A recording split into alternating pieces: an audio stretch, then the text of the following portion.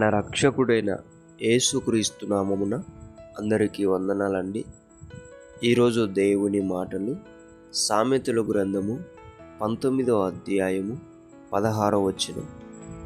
ఆజ్ఞను గైకొనువాడు తన్ను కాపాడుకొనువాడు, తన ప్రవర్తన విషయమై అజాగ్రత్తగా నుండువాడు చచ్చును. ప్రియ దేవుని బిడ్డలారా, మనల్ని దేవుడు ఎంతగానో ప్రేమించి మనకు ఆజ్ఞలు ఇచ్చి ఉన్నాడు. ఆ ఆజ్ఞలు ఎవరైతే ఇష్టపడి తమ హృదయంలో దాచుకొని కాపాడుకుంటారో వారి ప్రవర్తన బాగుంటుంది, వారి బలం బాగుంటుంది, వారు ధైర్యంగా ఉంటారు, వారు సంతోషంగా సమాధానంగా భయము లేకోకుండా బ్రతుకుతారు.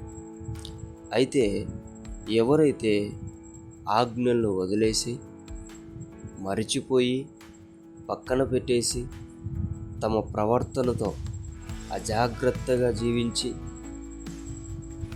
ఇబ్బందుల పాలవుతారు, కష్టాల పాలవుతారు. ఇక్కడ లేఖనం సెలవిస్తుంది, అజాగ్రత్తగా ఉంటే ప్రాణమే పోతుంది అని లేఖనం సెలవిస్తుంది. నీ జీవితం గురించి నువ్వు అజాగ్రత్తగా ఉంటే అంతకంటే దౌర్భాగ్యం ఇంకొకటి లేదు. కాబట్టి దేవుని బిడ్డలారా, మనం ఎప్పుడు కూడా ఆయన ఇచ్చినటువంటి ఆజ్ఞలను దాచుకొని కాపాడుకుందాం. మన ప్రవర్తనని బలముగా, భయము లేకుండా, ధైర్యముగా మనం బ్రతుకుదాం. ఆమేన్. దేవుడి మాటలను దీవించునుగాక. ప్రార్థించుకుందాం. యేసయ్యా, మీకు వందనాలు, స్తోత్రాలు.